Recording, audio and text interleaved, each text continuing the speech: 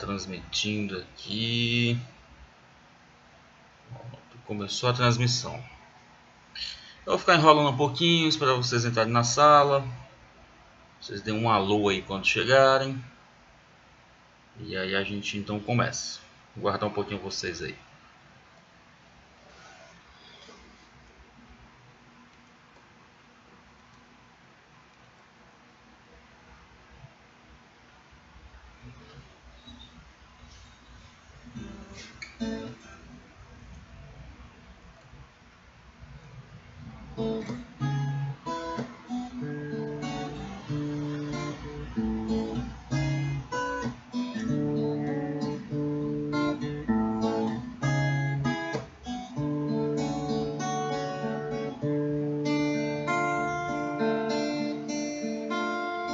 Eu sei que não se pode terminar assim.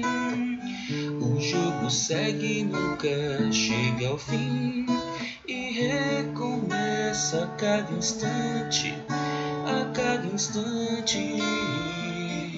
O nosso jogo não tem regras nem juiz. Você não sabe quantos planos eu já fiz.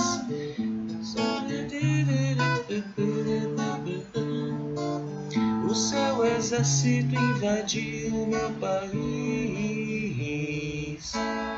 Se você lembrar, se quiser chorar, me liga, me liga. Deixa eu até olhar por aqui.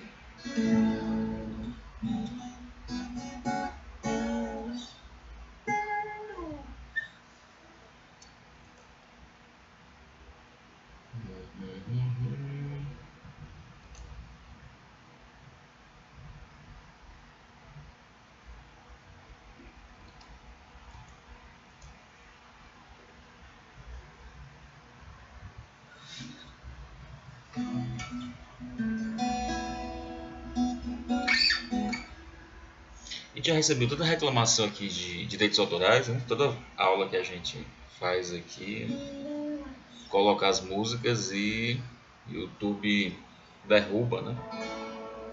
Cobrando os direitos autorais. Eu resolvi fazer os intervalos da nossa aula aqui com voz e violão. Esperar um pouquinho vocês chegarem aí, ficar enrolando aqui um pouquinho. Dê um alô aí quando vocês entrarem, ok?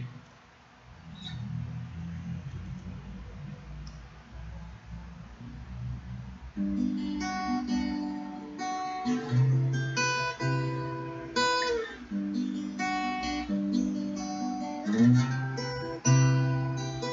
dia me disseram que as nuvens não eram de algodão. Um dia me disseram que os ventos às vezes erram a direção. Tudo ficou tão claro, um intervalo na escuridão. Uma estrela de brilho raro, um disparo para o coração. A vida imita o vídeo, garotos inventam um novo inglês. Vivendo num país sedento, um momento de embriaguez. Somos quem podemos ser, sonhos que podemos ter. Um dia me disseram quem eram os donos da situação. Sem querer eles me deram chaves que abrem essa prisão. Tudo ficou tão claro, o que era raro ficou comum. Um dia depois do outro, como um dia comum. A vida imita o vídeo, garotos inventam um novo inglês. Vivendo num país sedento, um momento de embriaguez. Somos quem podemos ser, sonhos que podemos ter. Um dia me disseram quem eram os donos da situação. Sem querer eles me deram as chaves que abrem essa prisão. Tudo ficou tão claro, o que era raro ficou comum. Um dia depois do outro, como um dia comum. A vida imita o vídeo, garotos inventam um novo inglês. Vivendo num país sedento, um momento de embriaguez. Sonhos que podemos ter, sonhos que podemos ter.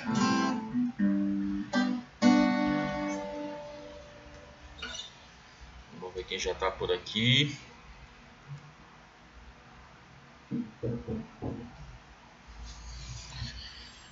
Nossa, Vivi já tá por aqui, Zélia já tá por aqui, Zélia já tá até pedindo música aí já, Zélia, piano bar. Tá nos intervalos aí, quando fizer os intervalozinhos, perguntas, atividades. Que a gente tava tendo muito problema com direitos autorais, tava ficando um saco já, toda a aula.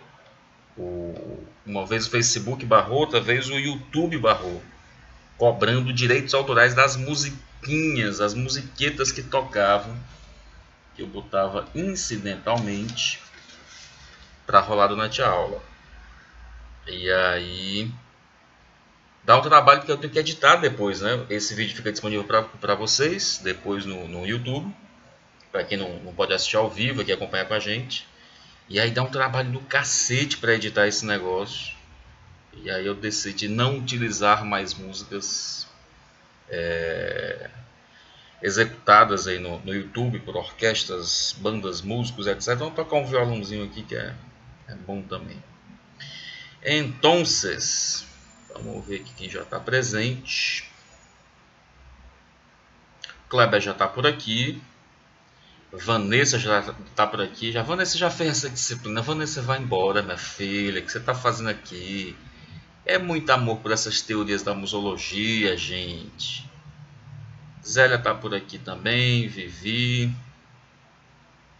Quem mais que está aqui com a gente? Ritinha já entrou. Scarlett. Lilian. Bom, já temos quórum, né? Vamos começar os trabalhos hoje, então. O que a gente tem para discutir? Tocar para frente aquela no início da discussão da aula passada, do texto Os Museus na Era do Virtual, do Ulpiano Bezerra de Menezes. Então, a gente começou a discutir a partir de alguns pontos na aula passada, nosso último encontro, alguns pontos que abordavam o texto, mas de forma ainda periférica, né? Ainda rodeando o texto, sem entrar no mérito mesmo da letra do texto, né? A gente até fez algumas discussões, né, que tinham a ver com a questão dessa inserção do virtual no museu, que era... A gente viu o exemplo do projeto Era Virtual, né? Mostrei para vocês, alguns de vocês já conheciam, de repente de outras disciplinas e tal, que é um site, o Era Virtual. Deixa eu botar aqui para quem não acompanhou da última vez. O Era Virtual, que é um website que promove visitas virtuais, né? A proposta é um pouco essa. Eles filmaram os espaços de algumas exposições de longa duração de alguns museus brasileiros e disponibilizaram essas imagens, né? Que dá aquela simulação que você está andando no espaço, percorrendo o espaço e tal. Você pode ir manipulando os controles do mouse, do teclado e, né, uma simulação que te permite percorrer o espaço para conhecer, às vezes até em detalhes, né, as imagens, os objetos das coleções dos museus são mostrados em alta definição, né, tem lá um monte de informação, tem etiquetas virtuais, você clica, vê lá data de produção, material, enfim, uma série de informações que também estariam disponíveis na visita física. Então, a gente discutiu um pouco dessa experiência, né, em que medida a gente poderia comparar ou não, né, ou dissociar essa visita virtual, né, por meio desses projetos de digitalização. Esse não é o único, né, esse é o mais conhecido porque ele reúne muitos dos museus brasileiros, conseguiu um bom financiamento e conseguiu digitalizar acho que hoje já mais de 30 museus, mais ou menos. Então, um projeto é bastante eficiente, né? Teve bastante sucesso nesse sentido. Mas a gente tem outros espaços fora, Capela Sistina, você consegue fazer uma visita, né, virtual nesse sentido, percorrer o espaço, Museu do Louvre, enfim, uma série de outros espaços em outros países você também consegue fazer essa pretensa visita virtual. A gente discutiu a questão do virtual em si, né, o que é esse virtual, né, perguntei para a turma, quem estava online, do que se tratava esse tema do virtual, o que essa palavra quer dizer, o que eles entendiam, né, para além de poder rapidamente consultar um dicionário do Google, né, o que é que significava esse virtual. Alguns responderam que ele lidava com aquilo que não estava, aquilo que não existia de forma material, né?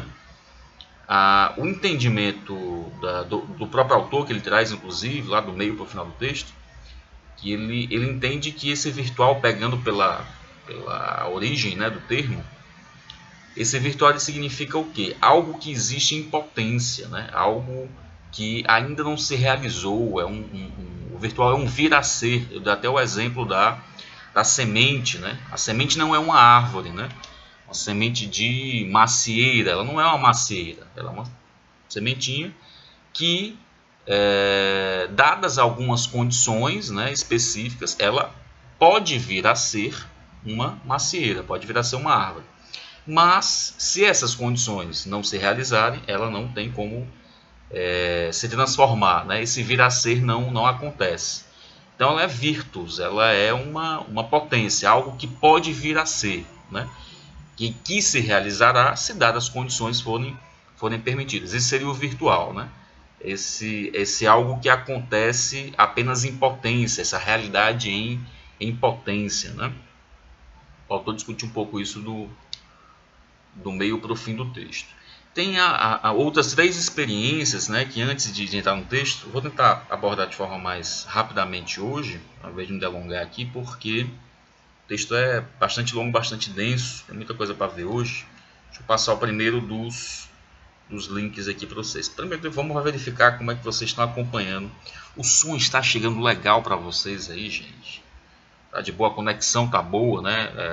Como a gente conversou algumas vezes já em sala, pode ser que a câmera dê uma travada, né? A transmissão acontece ao vivo, tá aqui, mas vocês estão com um delay aí, um pequeno atraso de 15 segundos, então pode ser que a imagem congele um pouco, às vezes não funcione bem, mas o áudio geralmente funciona de forma corrente, né? Então queria saber se está chegando bem para vocês aí. Tem alguma dificuldade, alguma coisa? O áudio tá bom? Para aguardar vocês responderem para que a gente possa continuar. Enquanto isso, música incidental.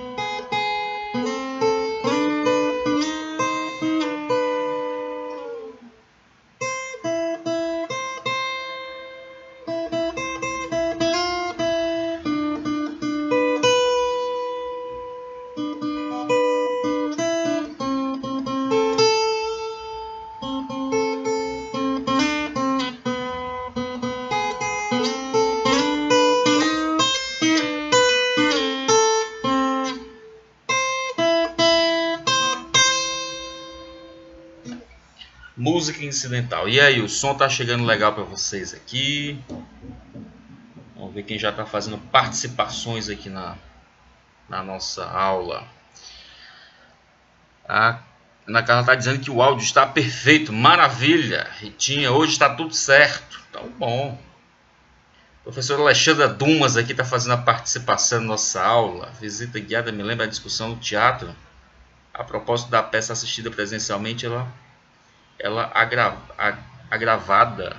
era gravada isso e assistida pelo vídeo. É uma outra experiência, né? O professor Alexandre, professor do teatro da UFES, acompanhando aqui a gente. na aula. É uma outra experiência, não dá para a gente substituir uma coisa pela outra, que é justamente isso que a gente está discutindo, né? Ela pretensamente, né, ela se propõe a trazer essa experiência da visita ao museu, mas que, né, juntos aqui a turma chegou à conclusão de que não é possível substituir, né, que esse contato com a materialidade das coisas, né, o museu ele é o lugar privilegiado dos sentidos, né, a gente poder construir esse conhecimento sobre as coisas a partir delas mesmas, né, dos próprios objetos, mas por meio dos nossos sentidos, né, não só da visão, né, que seria o sentido mais privilegiado. A gente vai aos museus para ver as coisas, geralmente, mas também para tocá-las, né, experimentá-las, enfim, para mesmo dentro da visão, né, sendo o sentido mais privilegiado, a gente ganha muita coisa em ver os objetos ao vivo. É muito diferente da gente ver, dei até esse exemplo, inclusive, da gente ir para uma exposição, por exemplo, no museu do Iberê Camargo, por exemplo, da coleção do artista Iberê Camargo, que é um pintor brasileiro. Está lá em Porto Alegre, um museu que é um primor da arquitetura, né, o projeto do museu. E que você tem as cópias digitais, você consegue visualizar em detalhes, inclusive você dá o zoom e vê lá a pintura em muitos detalhes, em altíssima resolução. Mas a materialidade, você vê a presença, a sua presença na exposição, te dá uma outra experiência. Você vê a primeira dimensão do quadro, você vê a densidade da pintura, a quantidade de camadas que ele vai usando para poder pintar. Esse tipo de detalhe, por mais que a gente tenha no computador, na visita virtual, esse nível de detalhamento, né, de ver em alta resolução as imagens, não é possível a gente ter a mesma experiência, né, de perceber a profundidade da pintura, das camadas, né, que vão se interpondo e tal. Então visitar uma exposição é uma experiência insubstituível, né? Não tem como. Essa foi a discussão da nossa aula anterior. Então, já que está todo mundo aí ao vivo e a cores participando,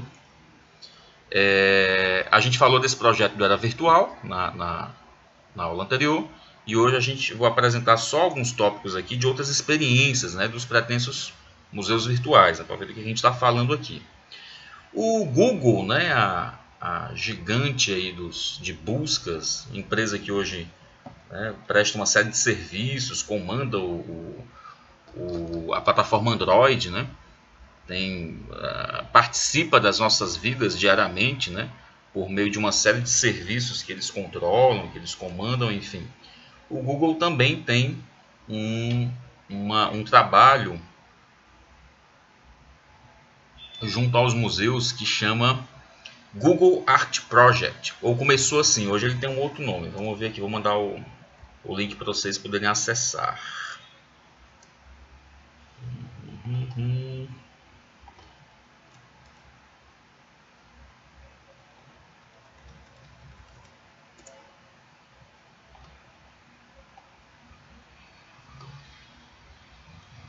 Tá aí o link, extenso, mas acho que vocês colocarem no próprio Google, no buscador Google Cultural Institute, acho que vocês conseguem chegar aí nesse endereço. Deixa eu botar aqui também para a gente poder acompanhar. Então, lá no Google Cultural Institute, ele tem, na verdade o projeto agora chama Google Arts and Culture. Eles têm uma série de coleções que eles digitalizaram, né? Eles foram aos museus, pagaram as equipes e tal para poder visitar os museus e digitalizarem essas coleções em altíssima resolução. Então, em especial, coleções de arte, espaços tanto de arte moderna, de arte contemporânea, enfim, de vários movimentos.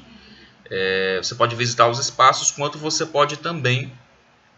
Estou aqui no link, opa, deixa eu passar para vocês aqui, vocês vão acompanhar a minha visita. Agora sim. Então a gente tem aqui, por exemplo, as instituições brasileiras aqui em destaque, né, que eu estou visitando.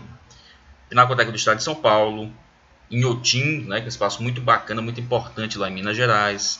Os museus Castro Maia, que ficam no Rio de Janeiro.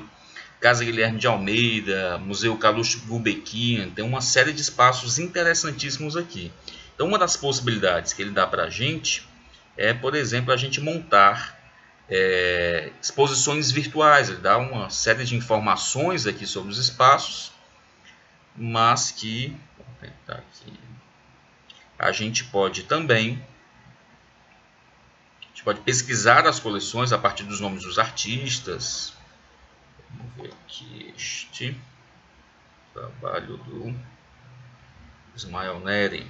Então tem informações sobre as obras, a gente pode ver as obras em alta resolução, né? Dar um zoom, enfim, aqui do ladinho, aumentar o zoom sem perder resolução, pelo contrário, né? Quanto mais zoom a gente dá, mais detalhada a imagem fica, né? São coisas, são percepções que a gente não tem às vezes nem a olho nu, porque nem sempre é possível, né? A gente tá tão perto das obras, até por questão de segurança, a gente sabe, sempre tem um espaço de segurança entre a visitação e as obras, né? Então, uma imagem detalhada dessa para quem estuda, com certeza é de muita serventia, né? Muito interessante a gente conhecer a partir dessa perspectiva. O que mais que nós temos aqui? Eu posso marcar essa imagem como favorito, está adicionado aos meus favoritos. Queria ver os meus favoritos também. E aqui eu tenho a minha coleção de favoritos. Eu posso montar a minha exposição, vamos chamar assim, virtual, com os trabalhos que eu já escolhi como favoritos. Alguns dos meus aqui, né? O Jean-Michel Basquiat, um trabalho do Banksy com os murais, né? Ele faz uns grafites aí. Aqui a gente tem o Guild, né? uma gravura do Guild. Regina Silveira, Leonilson, aqui outro Banksy também. Enfim, uma série de trabalhos que eu gosto, que eu já tinha visitado o site antes. E a gente pode montar a nossa própria coleção, né? A gente pode se apropriar, né, dessas obras de arte como se fossem nossas, né? A gente tem um museu para chamar de seu agora, né? Por meio desse projeto Google Arts and Culture. A gente pode montar as nossas próprias exposições, né? Colocar, fazer o favoritar, né? Clicar como favoritos e poder visualizar apenas essas obras sem ter que visitar nenhum link dos museus, né? Facilitar esse acesso. Então é um tipo também de, vamos voltar para cá, um tipo de virtualização, vamos chamar assim, é um vir a ser, né? Uma potência, né? De eu montar, eu mesmo, coitado de mim, professor universitário sem grana para comprar uma coleção de obra de arte, mas por meio desse trabalho, desse projeto do Google, a gente pode brincar de ter o seu próprio museu de arte aí, né? De se apropriar, né, mesmo que virtualmente, dessas imagens, dessas coleções. Então, ter o nosso próprio espaço. Então, esse é o site aí. Queria que vocês anotassem para posteriormente, de repente, incluírem algumas dessas discussões nas resenhas críticas, né, que a gente vai ter de avaliação dessa unidade da disciplina. Então, essa é uma das experiências que é o Google Arts and Culture. O que é mais que a gente tem aqui de espaços para conhecer também que discutem essa noção da virtualidade? É o Museu da Pessoa. Então, endereço para vocês aqui, Museu da Pessoa. O Museu da Pessoa é um projeto que já vai para 20 anos, eu acho. Deixa eu acessar aqui. Já vai para 20 anos de existência. O que o Museu da Pessoa faz? Eles recolhem depoimentos de pessoas. Deixa eu botar vocês para visitarem aqui o link também. Aqui, lá no site do Museu da Pessoa. Eles recolhem depoimentos, né? É um movimento muito interessante que a gente tem assistido a partir dos anos 70, que os pesquisadores estão interessados também em dar voz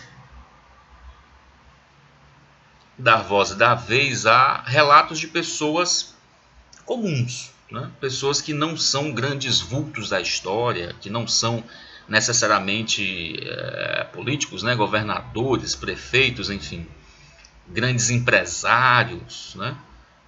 Não são grandes artistas, enfim, pessoas comuns como eu, como vocês, enfim, e que se entende que todo mundo tem uma história de vida muito rica para contar. Então eles pegam pessoas, cada um de nós pode Parece que caiu aqui a conexão.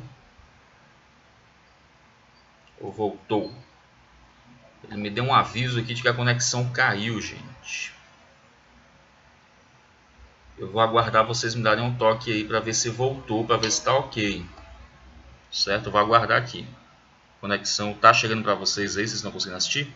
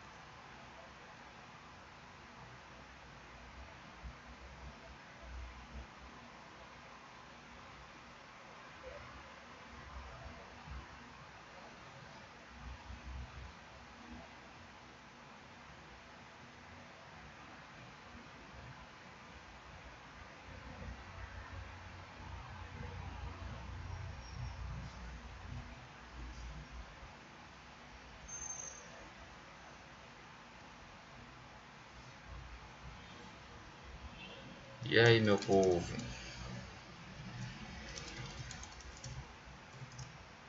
Quero saber se está chegando para vocês aí. Que ele deu uma interrompida aqui na conexão, mas depois afirmou que estava conectado de novo. Queria saber se vocês estão conseguindo visualizar aí a transmissão.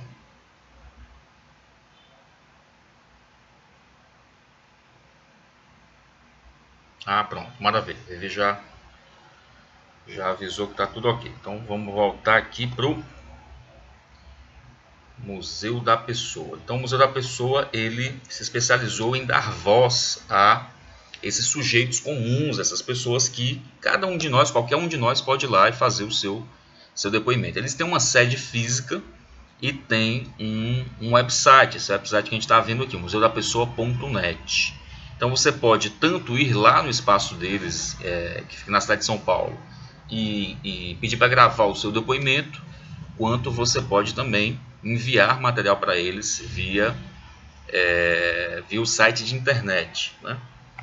Então eles têm lá um espaço que tem uma exposição física, que tem, né, uma amostra desses depoimentos e tal, mas o barato do museu mesmo, a proposta do museu, é ele se realizar na internet, é ele ser esse espaço de democratização desses depoimentos para todas as pessoas, não só aquelas que possam visitar lá o espaço. Então ele é também um tipo de proposta de museu virtual, né? Ele também ele acontece, né, em especial nesse espaço da internet. Então eis aí mais um dos exemplos de tipos de museus virtuais que a gente pode conhecer. E um outro aqui bastante curioso, eu queria que vocês comentassem para mim, é este aqui. Vou mostrar para vocês.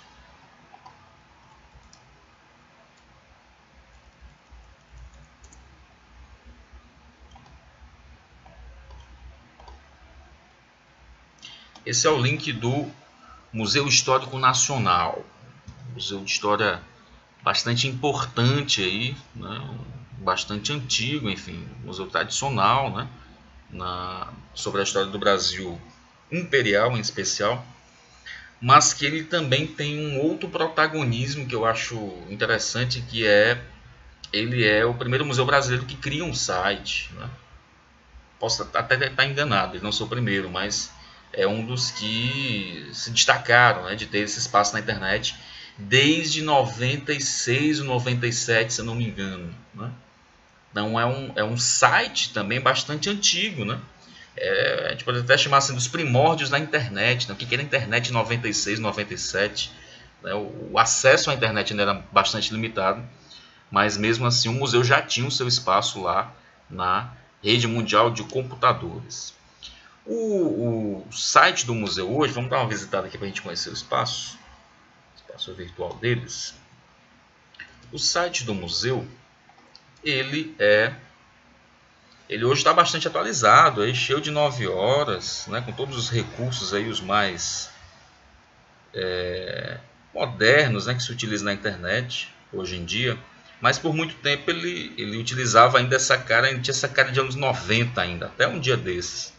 Até para preparar essa aula aqui, vim visitar o site antes e me surpreendi que eles estavam já aqui todo modernosos e tal, todo cheio das tecnologias das 9 horas. O museu por muito tempo teve um site bastante antiquado, mas mesmo assim não menos importante, né? Bastante informativo e tal, só o formato dele que era ainda, né, old style, né, old fashion, meio fora de moda. Mas que agora está aqui atualizadíssimo. Vamos ver aqui as exposições. Então, no circuito de exposições de longa duração aqui, as culturas indígenas, exposição arqueologia, para ter uma série de informações aqui sobre os espaços. Por que eu estou chamando a atenção aqui do Museu Histórico Nacional, né? Desse site em especial? Porque isso é um outro tipo de trabalho. Eu queria perguntar a vocês o que é que vocês consideram aqui. Esse espaço, ele é nós temos aqui um exemplo de um website de um museu. Ele é um website de museu, né? É um site que está na web, na rede, né? Um site de um museu que existe fisicamente. Você vai ao Rio de Janeiro, vai lá na Praça 15, visita e conhece o Museu Histórico Nacional. E nós temos esse correspondente dele digital, né? O fato do museu ter um site torna esse espaço, esse site, um museu virtual? O museu virtual poderia ser um site de museu? Deixa eu lançar a pergunta para vocês aqui, jogar aqui na telinha. Eu vou dar um tempinho e vocês comentam aí.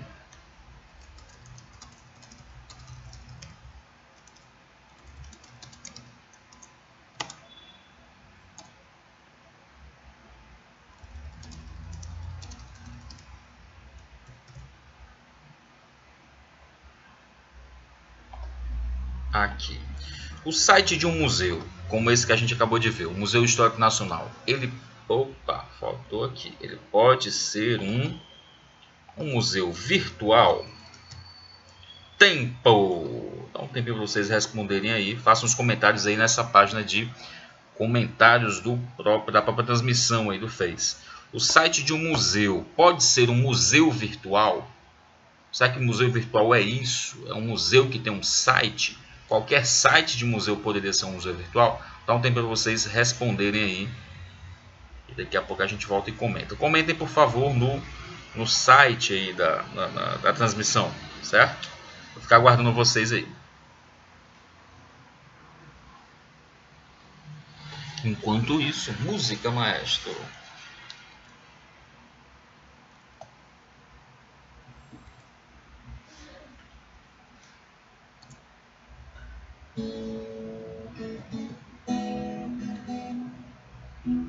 Que você me pede, eu não posso fazer.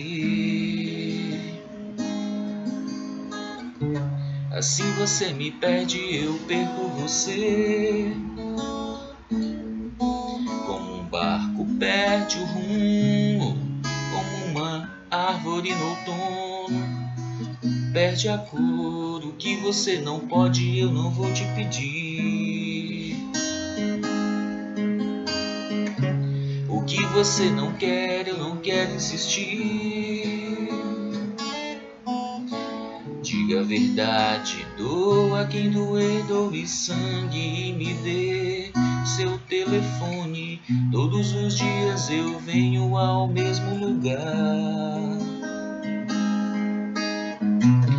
Às vezes fica longe, impossível de encontrar. Mas quando o neon é bom, toda noite é noite de lua.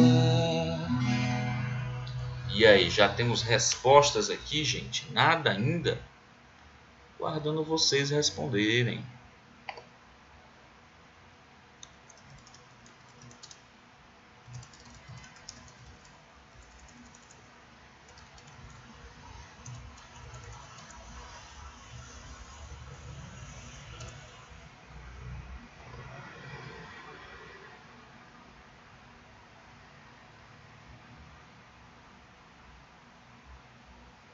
A questão é, será que um site de museu como o Museu Histórico Nacional pode ser um museu virtual? Pode ou não pode, meu povo, na opinião de vocês? O que é que nós temos aqui, né? Vamos analisar. É um site de um museu. É um museu, na verdade, que tem um espaço na rede, que tem também é um museu que tem esse correspondente físico, né? Eu acho que não necessariamente, né, não todo site de museu vai se propor a ser um museu virtual, né? Ele pode ser apenas um espaço informativo, né? Não necessariamente com essa proposta de tornar-se, né, de trazer a proposta inteira do museu. Ele pode ser apenas um panfleto digital, vamos chamar assim, um panfleto eletrônico, né? Um espaço de divulgação, enfim. Mas não necessariamente para trazer a experiência da exposição, a experiência do contato com as coleções, ou uma proposta diferente, né, que não se realize no espaço, trazer algo de fato novo, né, diferente para o espaço do site. Enfim, então não necessariamente todo site de museu vai ser um museu virtual. Ele pode ser, se ele se propor a isso, se ele realizar um trabalho, né, diferenciado, se ele tiver uma proposta aí de dar essa experiência aí, né, para o visitante também, trazer algo novo, na verdade, né? Não apenas ser uma réplica aí da visita ou um tipo de folheto virtual do museu, né?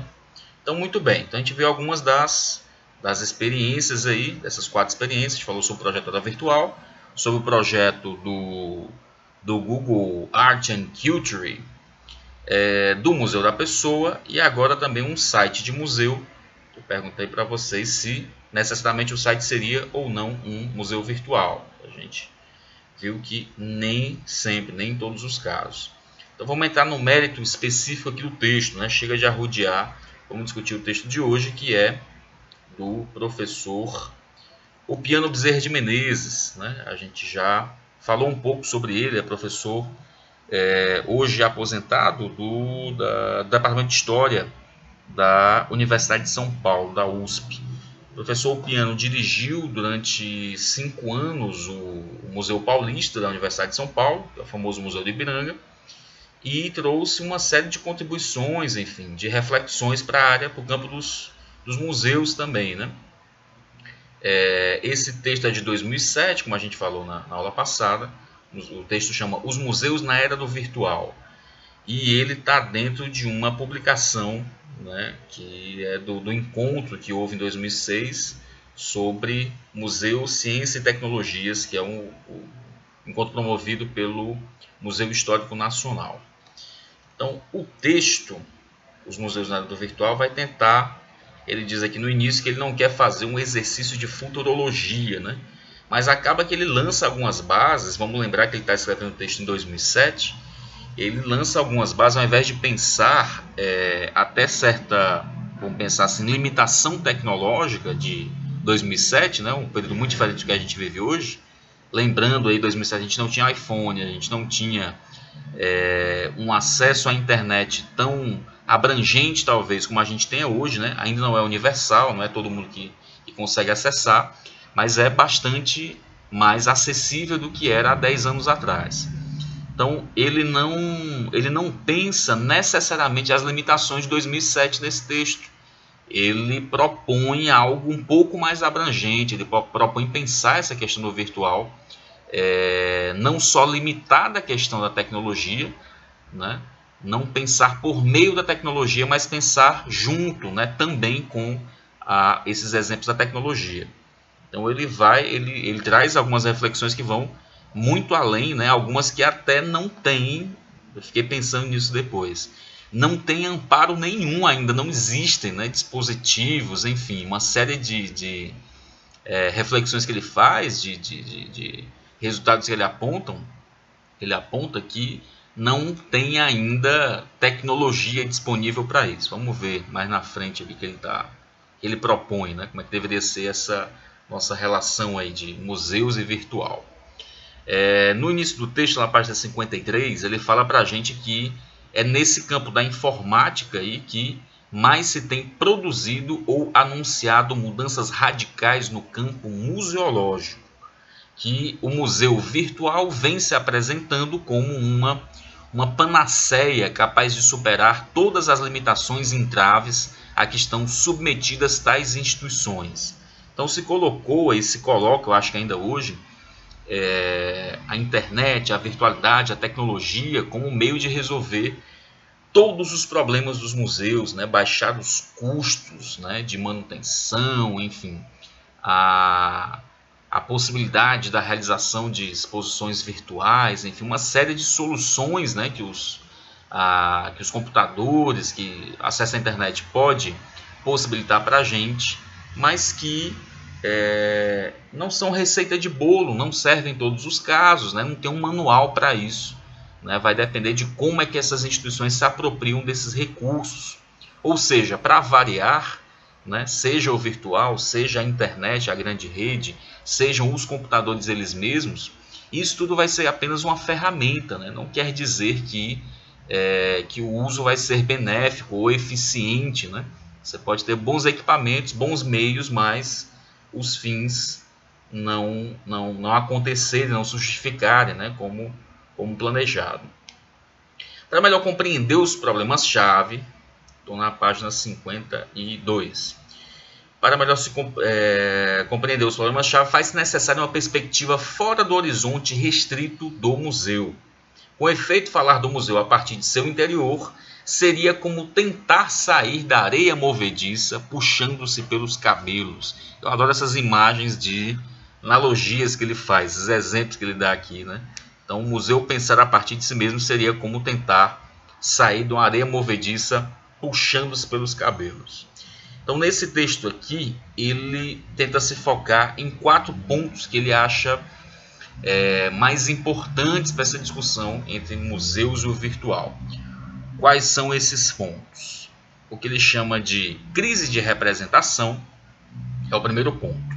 Um segundo, o tal do avanço da sociedade da informação. O terceiro, uma tendência à desmaterialização. E um quarto ponto, para encerrar, seria a ampliação do mercado simbólico. Então, são esses os 4 pontos aos quais ele se propõe discutir ao longo do texto. Então, o primeiro ponto aqui, na crise de representação, ele diz o seguinte, que as contestações dos sistemas eleitorais, as deformações das instituições democráticas, do descrédito dos políticos e dos partidos políticos, né, da natureza e do papel da esfera pública, colocaram em xeque a representação política. Já aquilo que Gianni Vattimo chama de erosão do princípio de realidade, vai de par com o caráter problemático do conceito de verdade, cada vez mais contingente, inclusive no domínio da ciência, que prefere apresentar-se como forma de solucionar problemas e não de postular qualquer objetivo menos relativo. Ele adianta, inclusive, uma discussão aqui que vai ser mais presente hoje, que é a tal da pós-verdade, né?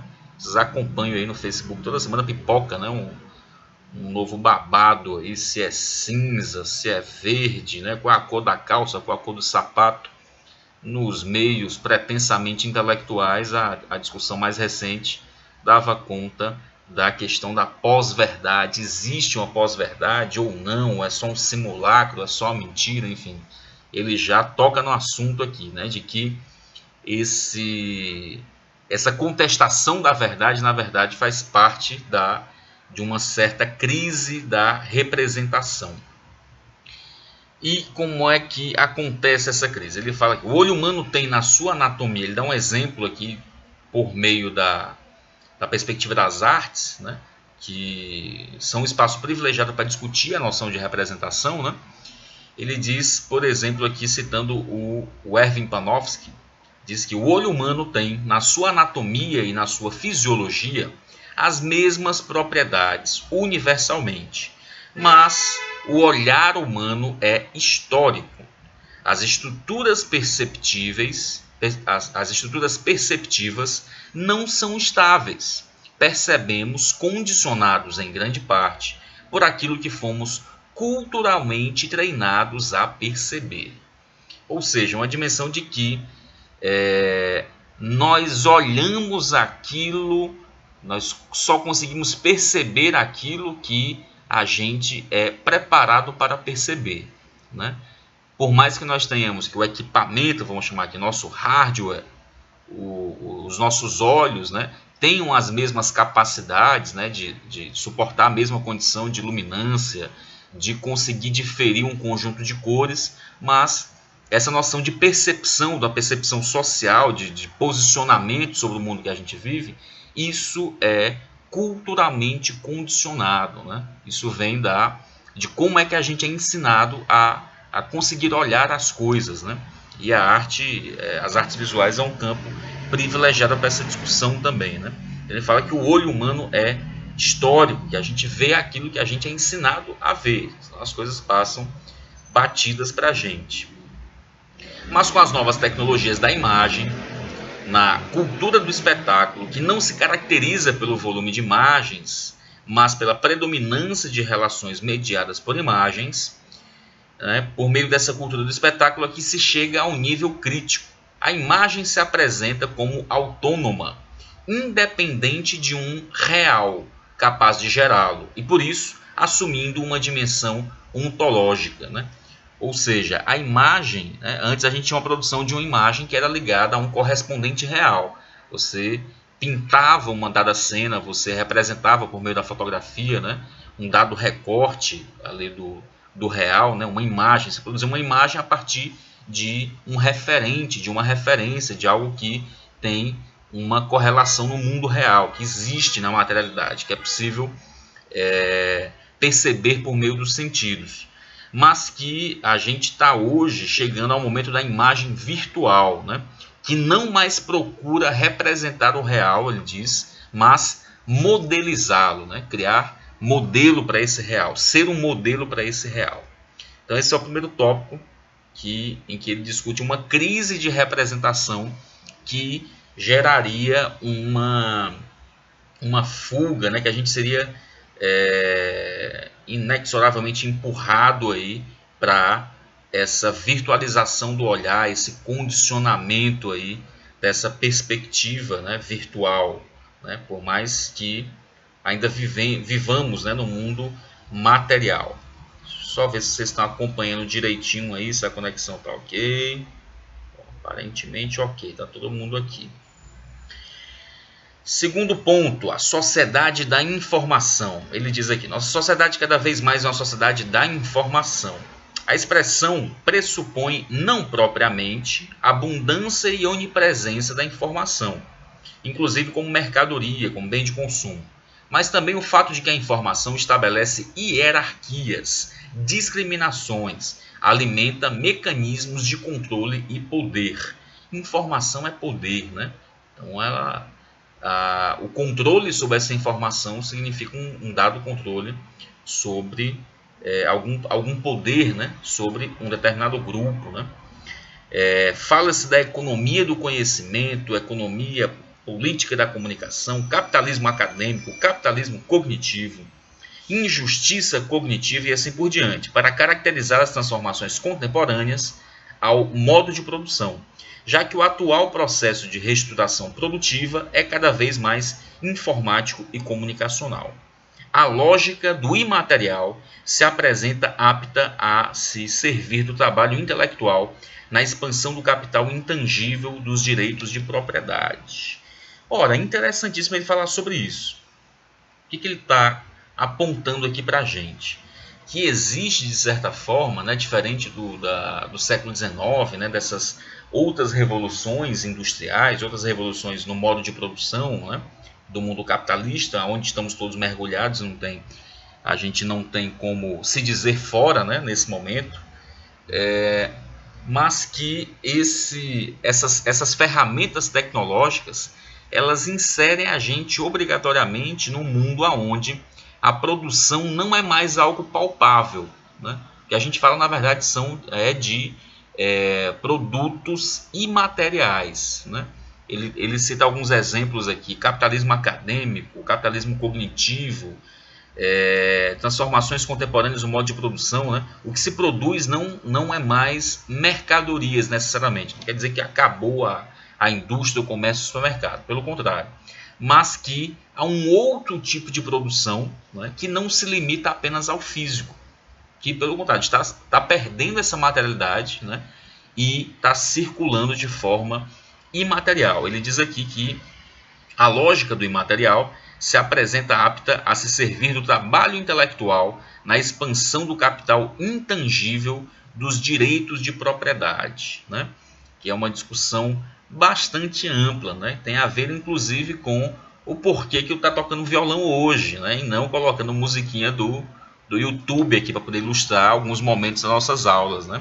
Por quê? Porque o camaradinha quer me cobrar para poder colocar as músicas do YouTube, tem que pagar não só o autor, o compositor, mas a editora que tem propriedade sobre os direitos das músicas, né?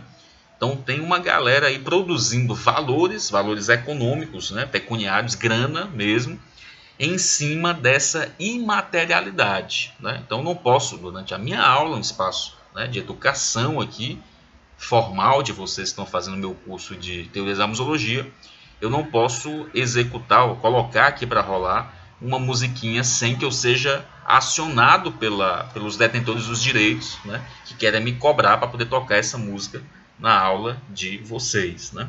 Então, existe essa lógica imaterial, ela está tomando corpo, né, cada vez mais e ganhando mais espaço, né, do que, inclusive, o modo de produção tradicional de mercadorias. É isso que ele fala aqui para a gente. A informação não circula avulsa, mas em redes. Eu estou na página 54, no finalzinho da 54.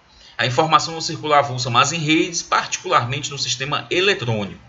É problemática a convergência da comunicação. Manuel Castells salienta, pelo contrário, a fragmentação e não a interação das diferentes formas de expressão cultural nos diferentes sistemas de comunicação eletrônica. Na fragmentação do sentido, cada um tem o seu próprio texto. O grande problema que se coloca seria precisamente buscar como garantir a comunicabilidade dos códigos culturais no contexto de fragmentação do sentido e da expressão cultural. Ele acredita na importância particular dos museus como conectores culturais nesse contexto atomizado. Então, o que a gente tem hoje? Essa possibilidade dessas ferramentas eletrônicas, elas provêm para a gente uma possibilidade nunca antes na história desse país, né? Como já dizia um meme, né, antigo, de que todo mundo possa acessar essas fontes de informação, né? A informação circula, aparentemente livre, né? Aparentemente democrática, né? Acho que só na aparência mesmo. Mas mais problemático do que isso, né? A questão não é discutir a essência, né, dessa democracia ou dessa liberdade de informação na rede. Isso é uma outra discussão também igualmente importante. Mas nesse momento, mais importante do que isso, ele discute uma fragmentação do sentido, uma fragmentação das interpretações que a gente gera a partir dessas informações, né? Por exemplo, um grande exemplo, né, bem conectado com o momento que a gente está vivendo hoje, e nessa plataforma a qual a gente está, né, se utilizando, que é o Facebook, é o seguinte: essa discussão recente, vocês todos devem estar acompanhando aí, de que algum idiota, não tem outra palavra para poder, né, nomear uma figura dessa, adjetivar uma figura dessa. Um idiota qualquer pegou o nome do partido nazista, né, Nationalsozialistische Deutsche Arbeiterpartei, lá o nome do partido nazista, ele tem na sua nomenclatura a palavra socialista, né? Então seria o Partido Socialista, né? Nacional Socialista dos Trabalhadores Alemães, seria essa a tradução, vamos dizer assim, do nome por extenso do partido nazista, o partido da onde veio o Hitler, né? Que ascendeu ao poder na década de 30, né? Virou chanceler e depois levou a Alemanha, aí, levou a Europa e os Estados Unidos para a Segunda Guerra Mundial. Então o camarada pegou essa informação deslocada, né, de socialista, e chegou à brilhante conclusão de que Hitler era de esquerda porque no nome do partido tinha Sozialistische, né, tinha lá socialista. O que é um absurdo total e restrito, né? Ele descontextualizou, ele pegou uma informação, recortou de um canto e colocou no outro contexto, sem explicar o que era socialista nesse conceito, nesse contexto em que se falava do nome do partido nazista na Alemanha. Então, qual é o problema disso, né? Qualquer grupo minimamente informado, vocês, meus alunos aí que frequentam a universidade pública, que são bastante informados, né, pensam criticamente o mundo que vocês vivem, talvez vocês estejam, de certa forma, imunes, né, a esse tipo de babaquice, né? Vocês olham, riam, talvez, e tal, o babaca faz uma consideração desse, mas acho que a maioria das pessoas pode cair nessa armadilha, né, de associar, né, um grupo que não tem nada a ver com outro grupo, com outra ideologia, e chegar a essa brilhante conclusão de que Hitler era de esquerda. Brilhante, né? Aqui a plaquinha da ironia, né? Essa idiotia, né, que o camarada chegou de chamar Hitler de esquerda. Então, os meios, né, essas ferramentas tecnológicas, elas possibilitam sim que as informações possam cada vez mais alcançar, né, a maioria de nós, né, a maioria dos nossos grupos, dos lugares que a gente circula, né, por meio do Facebook, né, de ferramentas como essas, mas que não necessariamente a gente vai ter o mesmo entendimento, né? Os filtros que a gente utiliza, os nossos repertórios são muito diferentes, né? O que faz com que haja certa fragmentação de sentido, né, no entendimento aqui do autor, né?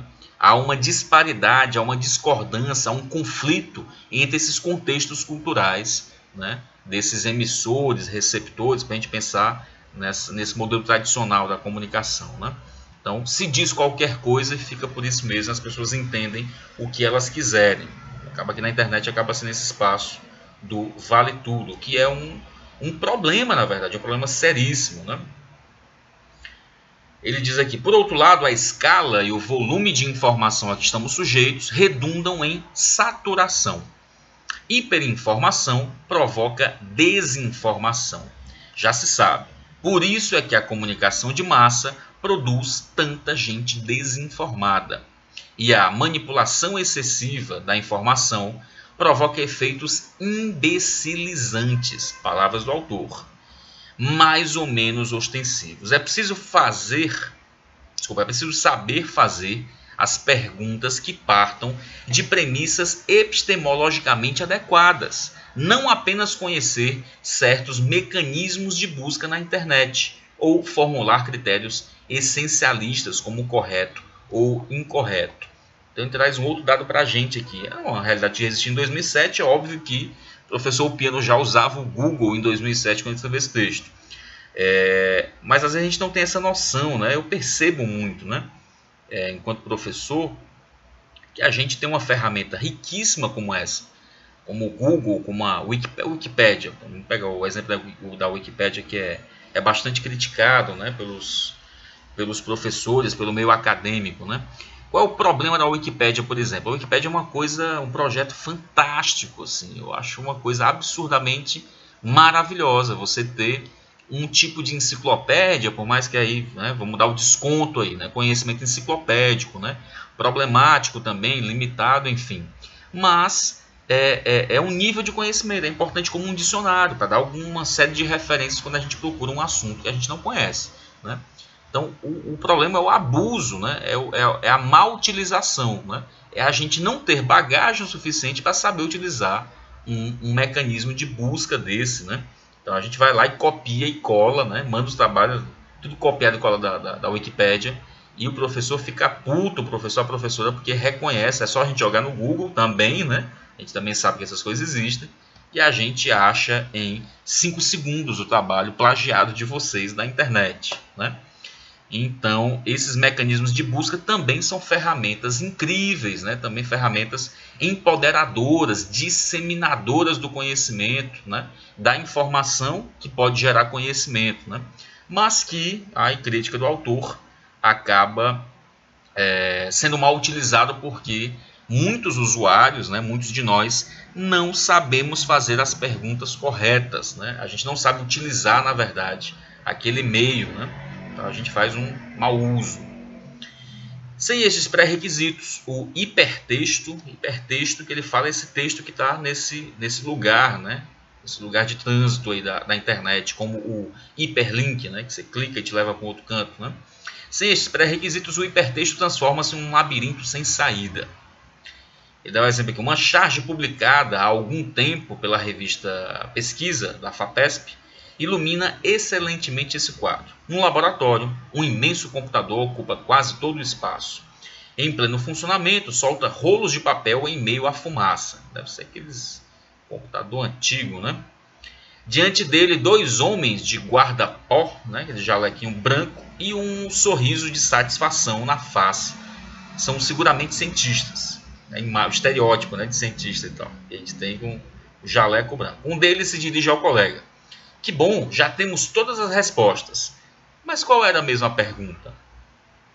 No entanto, não é prudente satisfazer-se com julgamentos radicais e maniqueístas ou supor propriedades intrínsecas boas ou más das novas tecnologias de informação. Ou seja, ele é um senhorzinho que não está demonizando a internet, não está demonizando a rede mundial de computadores, o próprio computador enquanto ferramenta, né? Ele diz que também não é o caso, né? O mau uso não é gerado por causa da ferramenta, né? O mau uso é uma condição social que a gente tem, né? Mas não é a ferramenta ela mesma que provoca esse mau uso, né? Seja como for, estou lá na página 56, seja como for, quanto aos museus, de forma geral é preocupante observar como estão despreparados para agir até mesmo em redes de simples cooperação operacional, quanto mais em redes cibernéticas, nas quais muitas vezes, com maior ou menor competência, simplesmente despejam informações. Olha que interessante que ele fala para a gente. Esse cara está falando isso aqui antes eu acho que o Facebook já existia, se eu não me engano, me corrijam se eu estiver errado, mas não tinha esse sucesso todo que acho que ele veio a ter só em 2010, né, de ser essa grande rede, hoje mais de 1 bilhão de usuários e tal. O que ele fala aqui? Que mesmo quando os museus ocupam essas redes, eles simplesmente despejam informações, né? Ou seja, eles não sabem trabalhar com o potencial dessas redes, né? Utilizam por exemplo, o Facebook, e isso aí, vocês devem seguir alguns museus, e isso é bastante fácil da gente observar, utilizam o Facebook apenas para despejar informações de eventos, horário, não sei o que e tal, podendo de repente utilizar o potencial que essa rede tem para interagir melhor com os usuários, né? Não só para criar de novo um folheto eletrônico, né? Um papelzinho, um flyer, né? Como a gente chama, um flyerzinho de divulgação da exposição. Pode ser muito mais do que isso, a rede é muito mais do que isso, né? Mas os museus usam muito mal esse espaço. Ainda que existam internacionalmente excelentes experiências de articulação em redes de programas de interesse mútuo, entre nós predomina o padrão autônomo. E um dos principais objetivos do Sistema Nacional de Museus seria justamente atenuá-lo.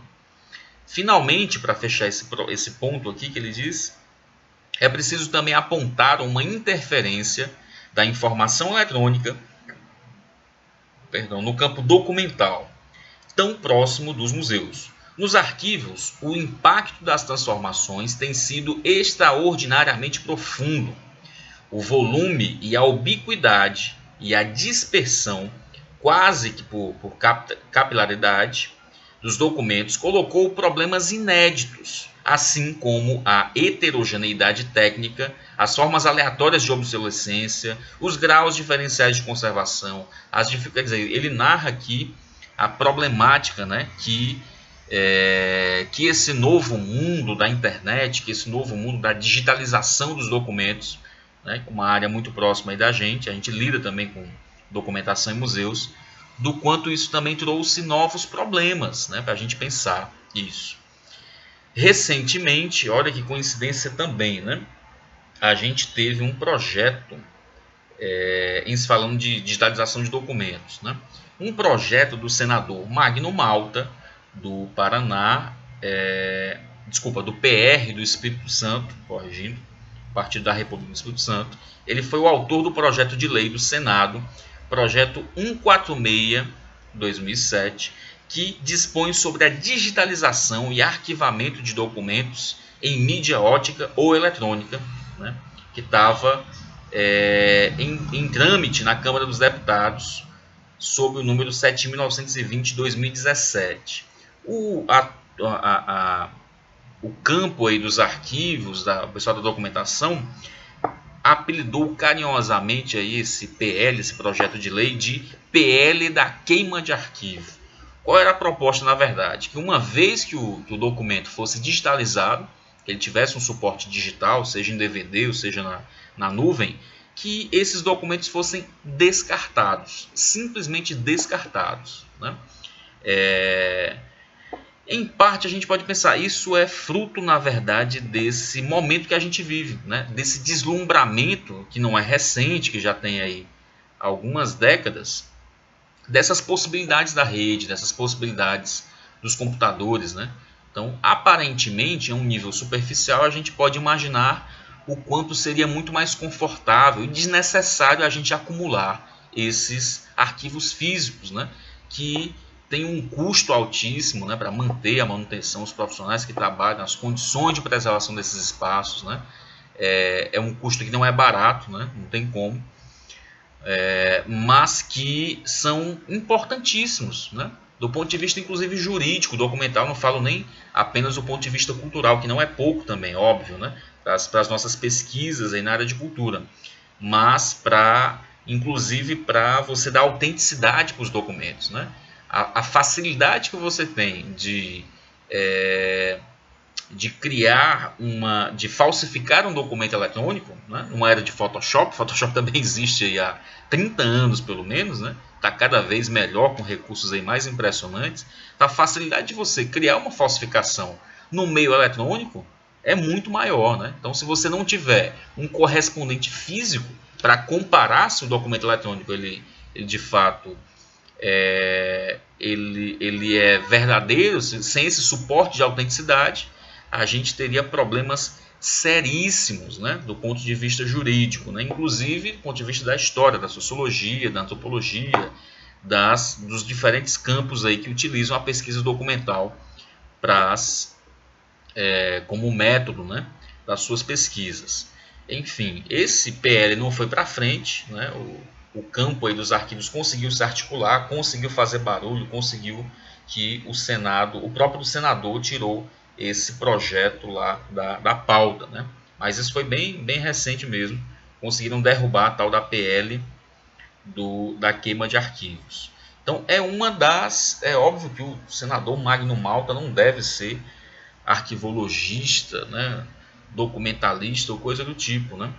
Ele deve ter caído, vamos pensar assim, né? Vamos ser bastante otimistas, né? Ele deve ter sido ludibriado, como muitos de nós, né? Pela capacidade, né? das ferramentas aí da informática, das digitalizações, essa coisa da nuvem e tal. Isso tudo ludibria a gente, né? Ilude a gente de que não há necessidade da gente guardar mais os acervos, os correspondentes físicos, né? Mas que é um grande erro, na verdade. A gente não tem ainda como se desfazer disso, né? Tornar inseguro aí, na verdade, uma série de processos que são tão comuns para a gente, né? De guardar. Então a importância de a gente guardar os arquivos ainda é muito grande.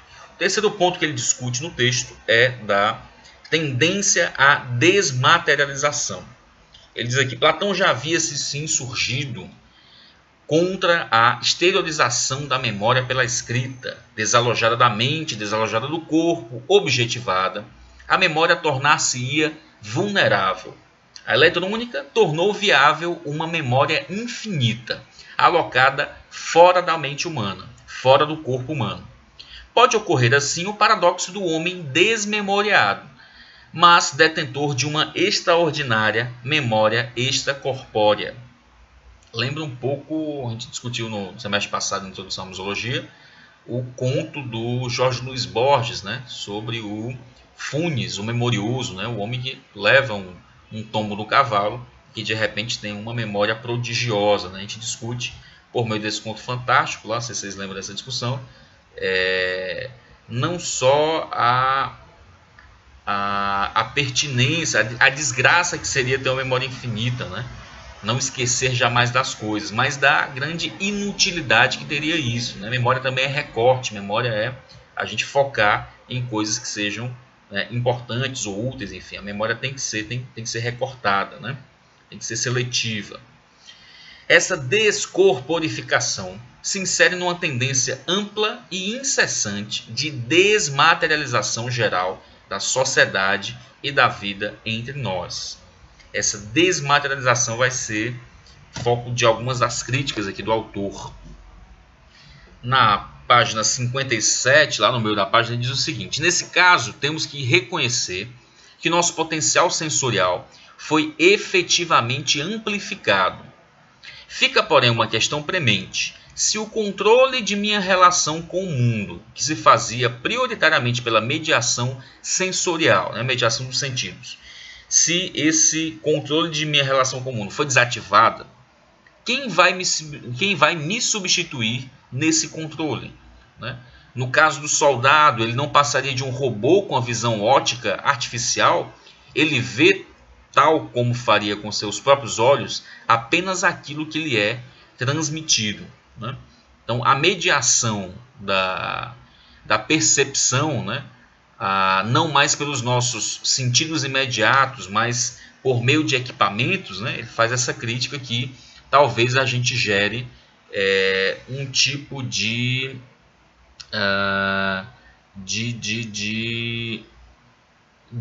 sujeito acrítico, né? De um sujeito que não é capaz de pensar por ele mesmo, que ele não pode confiar nos seus sentidos. Ele não está discutindo aqui a veracidade ou a confiabilidade, né, dos sentidos. Essa não é a questão, mas que é um apoio importante. Né? Então a gente está exteriorizando, na verdade, a gente está externalizando por meio de equipamentos, por meio de tecnologias, né, eletrônicas, esse contato com o real, essa apreensão por meio dos sentidos está sendo mediada por meio de equipamentos. Isso me faz lembrar um dos, não sei se vocês devem ser ligados aí na Netflix, né? Isso me faz lembrar um seriado muito legal que chama Black Mirror, que eu gosto de acompanhar. Ele basicamente ele traz histórias mediadas aí, todas as histórias são muito diferentes, cada capítulo é uma história com personagens completamente diferentes, mas que em comum vem essa discussão da tecnologia, né? Sempre aí cria-se o conflito narrativo, né? da série, né? A tecnologia tem sempre um papel bastante, como é que eu vou dizer, aterrador, né? São sempre tecnologias que dão muito medo na gente. A gente olha para aquilo e, meu Deus, será que isso, né?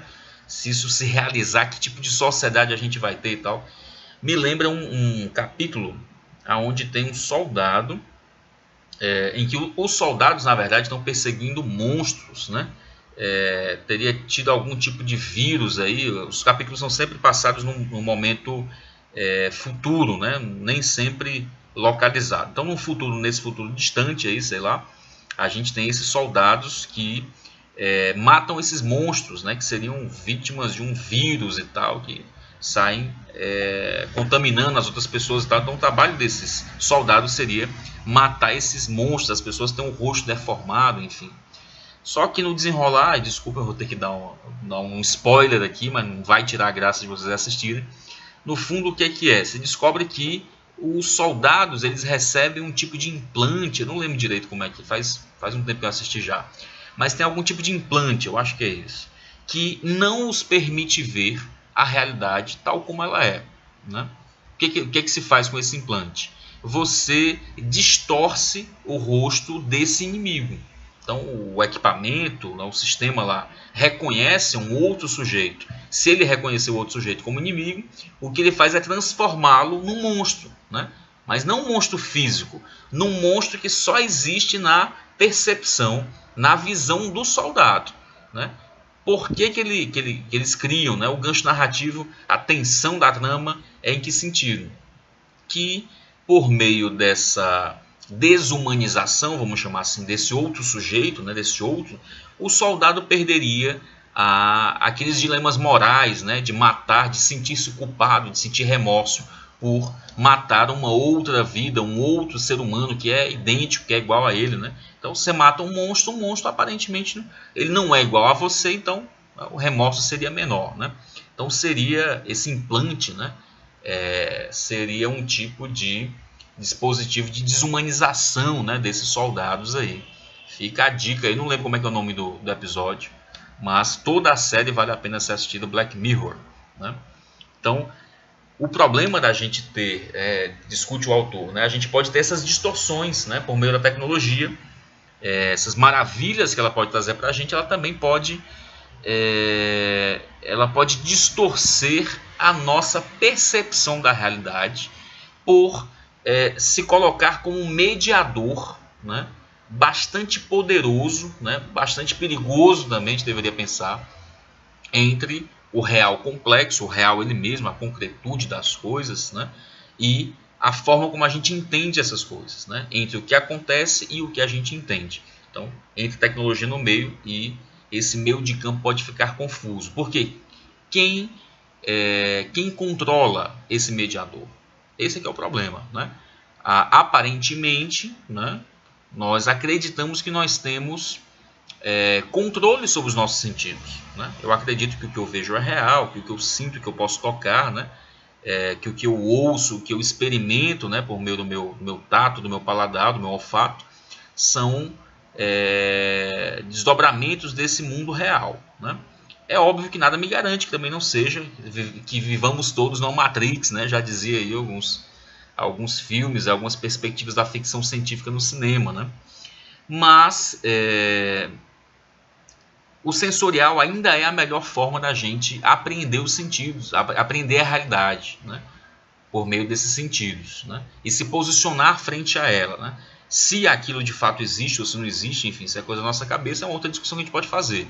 Mas perder o controle sobre esses sentidos, né, ter essa mediação, esse meio de campo feito por uma gigante de buscas da internet, né, ou por uma rede social, né, bastante comum entre os jovens de 0 a 65 anos, ou ser mediados por um portal de vídeos de gatos fazendo coisas fofíssimas, enfim, ou de fabricantes de telefones móveis, todos esses equipamentos, todos esses meios são mediações, né, para a gente absorver, para a gente pensar, para a gente perceber o mundo que a gente vive. Então, o autor só chama a atenção da gente para isso, né, que a gente tem que estar atento, na verdade, não só para os meios em si, mas para quem controla os meios, né?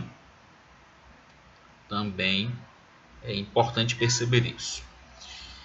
No final da página 57 ele fala o seguinte, que é no cyberespaço que se tem a possibilidade de um mundo de pura informação, livre de substrato físico, configurável à vontade, infinitamente acessível, comportando a possibilidade de alterar sensações, novas percepções e o apagamento da materialidade, ilusão da mente descarnada.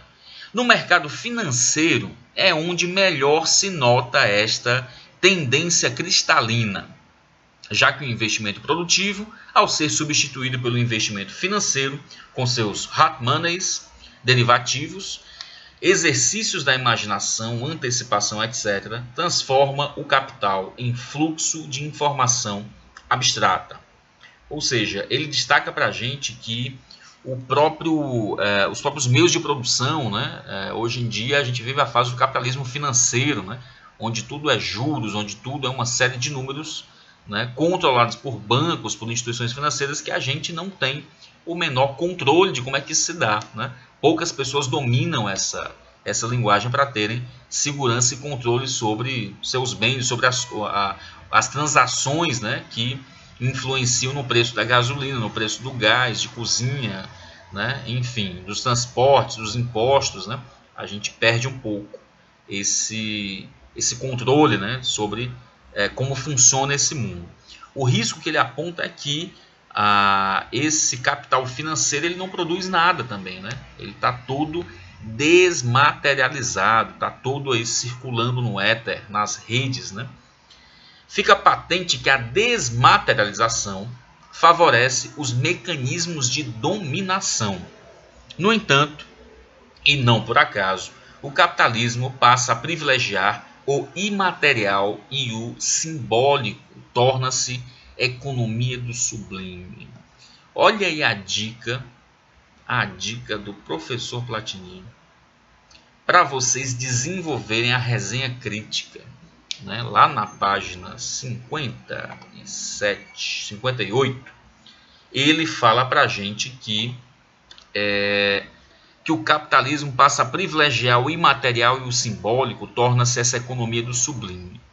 Ou seja, o nosso autor, ao longo do texto, ele vai defendendo esse argumento de que essa imaterialidade, esse privilégio do imaterial, que a gente, né, estaria mergulhado nesse momento que a gente vive, no momento presente, ele traz uma série de consequências maléficas, né, para a nossa vida, enfim, inclusive favorecendo os mecanismos de dominação. Ou seja, aí a gente tem que pensar criticamente sobre o autor. Por isso que a nossa resenha é crítica, eu quero que vocês se posicionem sobre isso. Um ponto legal para vocês abordarem nas resenhas para quem vai trabalhar com esse texto ou com o texto anterior que a gente discutiu também, que é o Museu e o Problema do Conhecimento. Para quem vai trabalhar com algum dos dois textos do professor Pênio Bezerra de Menezes, seria uma boa se vocês se posicionassem frente a essa perspectiva de que o imaterial é algo a ser visto com muita desconfiança, né? Ele faz uma crítica, na verdade, né? Ele não gosta muito dessa perspectiva do imaterial. A gente pode desdobrar isso até chegar no tal do patrimônio intangível, do patrimônio imaterial, né? Mas vamos conectar isso com o background dele, né? Com esse repertório anterior dele, essa trajetória dele. Lembrando que ele é arqueólogo, historiador, né? Ele está imerso aí, a formação dele inteira na perspectiva da cultura material, né?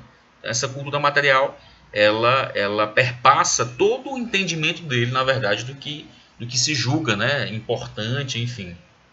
Ele tem essa visão de historiador, de arqueólogo, né, aonde esse imaterial tem que ser visto com bastante desconfiança, né, mas desconfio muito, na verdade, que ele não gosta nem um pouco dessa história do imaterial. Então, se posicionem criticamente, concordem, discordem do autor, tem um ponto legal para vocês abordarem na resenha crítica, né, essa posição do autor em relação ao imaterial ou à imaterialidade. Dica melhor do que essa, né? Não há, né? Para a nossa resenha aí que vocês vão fazer para avaliar essa segunda unidade da nossa disciplina de teorias da museologia. Então, para fechar aqui esse terceiro ponto do imaterial, ele diz: cabe enfim, estou na página 58, cabe enfim uma observação cautelar. Se a desmaterialização é indesejável, a fetichização, né, o fetiche, também o é. A fetichização, que desloca os significados das coisas, de sua produção, para as coisas elas próprias, como se fossem atributos imanentes, né, que existem por si próprios, né, na própria materialidade da coisa, tem sido o padrão mais recorrente nos museus. Seria dispensável dizer o quanto os museus praticaram diferentes formas de fetichização de suas peças. Então, ele também faz uma crítica aqui à fetichização dos objetos, né, que seria tão indesejável quanto essa desmaterialização. Então, o último ponto que ele escolhe abordar aqui, que ele destaca, é o que ele chama de expansão do mercado simbólico. No final da página 58 ele diz o seguinte: valor cultural e valor econômico não se opõem. Que era talvez uma falsa impressão que a gente poderia ter, né, desse texto dele, né, um texto bastante crítico, né, inclusive ao mercado, à economia capitalista, enfim. Mas ele diz que valor cultural e valor econômico não se opõem. Há uma dimensão econômica na cultura, assim como uma dimensão cultural na economia. No entanto, a oposição é frontal entre a lógica cultural e a lógica do mercado, né? É isso que bate cabeça, não é a questão dos valores culturais e econômicos.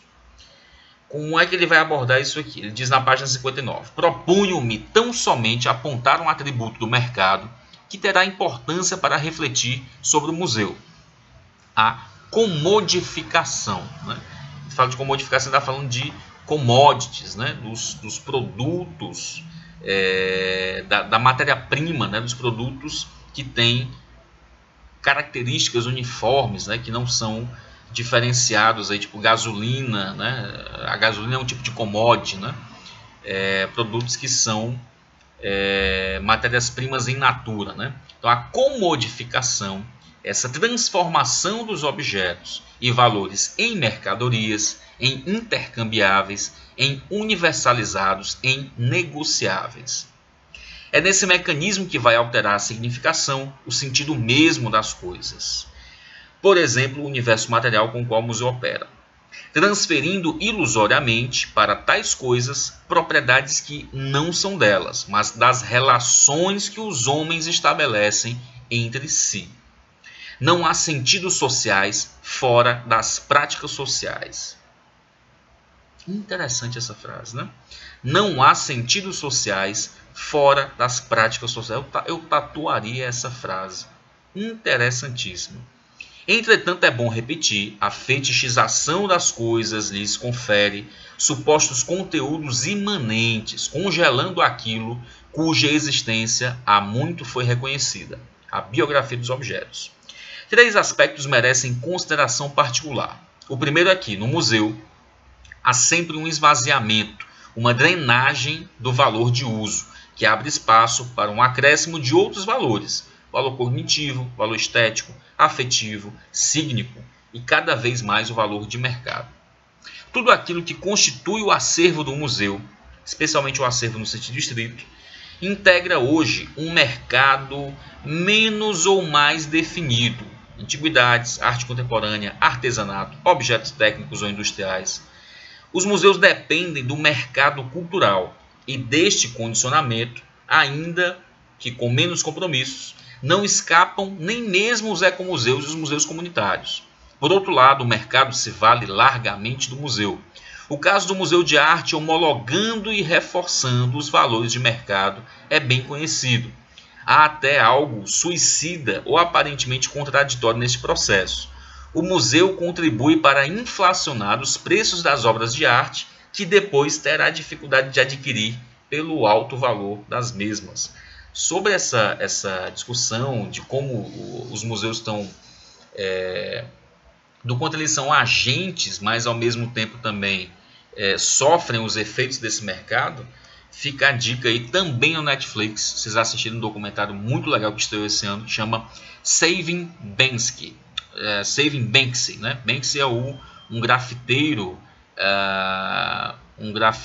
que ninguém conhece ainda a identidade dele, né?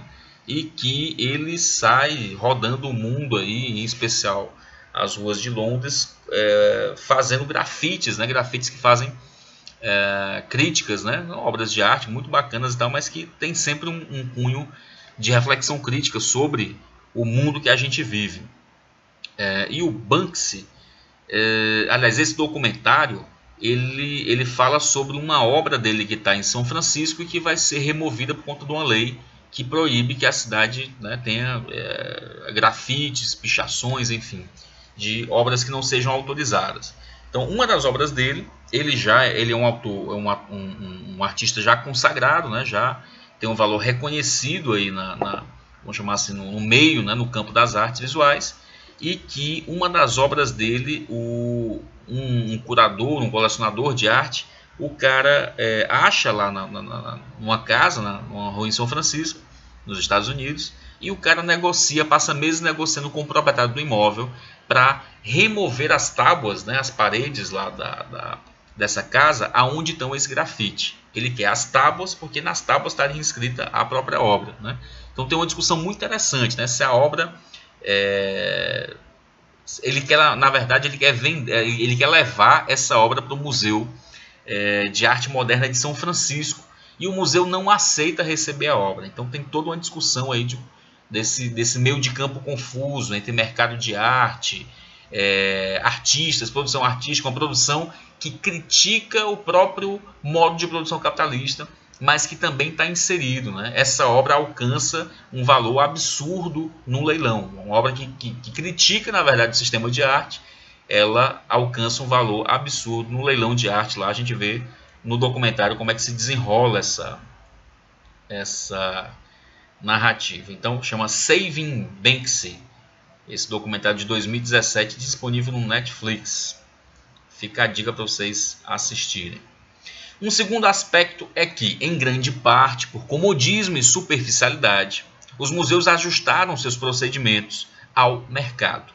Seria absurdo pretender ignorar, no museu, as pressões onipresentes do mercado.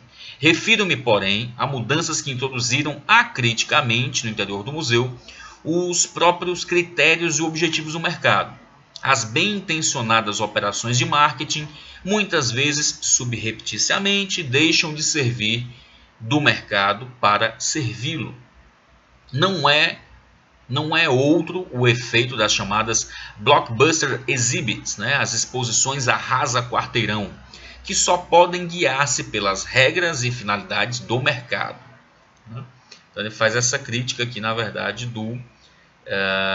dos museus que se deixam guiar pelo mercado. Ele faz uma crítica mais aprofundada nesse ponto aqui, no texto anterior, onde ele fala dos problemas dos museus que seguem apenas uma única funcionalidade, né? Que voltam todos os seus recursos, seja para a comunicação, seja para a discussão da comunidade, seja para a educação, enfim.